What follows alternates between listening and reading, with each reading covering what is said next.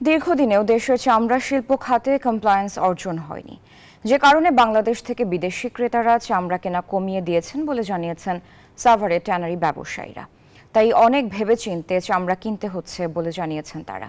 চামড়ার দাম নিয়ে ট্যানারি মালিকরা সন্তুষ্ট থাকলেও হতাশার কথা বলছেন মৌসুমি ব্যবসায়ী ও আড়তদাররা। শিল্প সচিব জানান, চামড়া শিল্প নগরীর সিইটিপি পুরোপুরি প্রস্তুত ও কার্যকর করা হয়েছে। সাভার থেকে নাজমুল হুদার পাঠানো তথ্য ছবিতে ডেস্ক রিপোর্ট। চামড়া সংগ্রহে ব্যস্ত সময় পার করছেন সাভারের ট্যানারি মালিকরা। ট্যানারিতে রক্ষণাবেক্ষণের জন্য লবণ দিয়ে প্রক্রিয়াজাত করা হচ্ছে কাঁচা চামড়া। এতে সাভারের ট্যানারি পল্লীতে ফিরেছে কর্মচাঞ্চল্য। দেশে পণ্য রপ্তানি বহুমুখীকরণের ক্ষেত্রে সম্ভাবনাময় খাতগুলোর মধ্যে চামড়া শিল্প অন্যতম। স্থানীয়ভাবে চামড়ার পর্যাপ্ত যোগানও রয়েছে, তা সত্ত্বেও এই শিল্পের রপ্তানি আশানুরূপ নয়। কিন্তু কেন?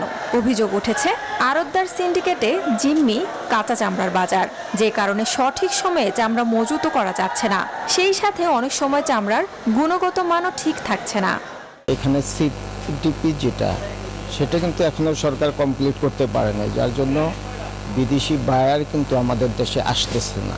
সাভারের চামড়া শিল্প নগরীর বর্জ্য ব্যবস্থাপনা নিয়েও আছে অভিযোগ। ঠিকমতো লবণ সরবরাহ না করায় চামড়া নষ্ট হয়ে যাচ্ছে। এতে নেতিবাচক প্রভাব পড়ছে বাজারে। লবণের দাম বৃদ্ধি, এরপরে লেবারের দাম বৃদ্ধি, যাতায়াতের গাড়ি ভাড়া বৃদ্ধি, সব দিক দিয়েই খরচটা চামড়ার উপরে এসে পড়ে। আমাদের কাছে আসলে তারা দাম 30টা 40টা ফুট, ওই হিসাবে আমরা আমাদের চামড়া ব্যস্ত হয়। এর জন্য আমাদের সমস্যাটা, কারণ আমরা কিনছি বেশি, ব্যস্ত কম।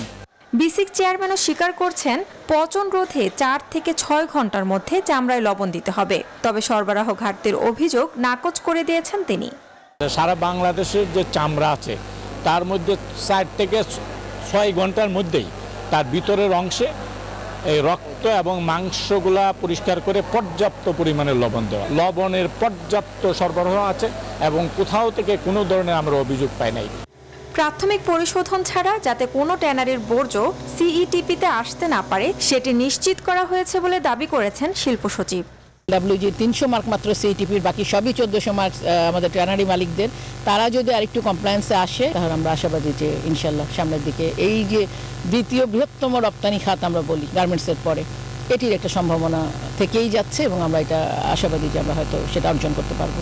আগামী 2 দিনে প্রায় 6 লাখ চামড়া শিল্পনগরীতে প্রবেশ করতে পারে বলে জানিয়েছেন সংশ্লিষ্টরা। Desk report, news 24।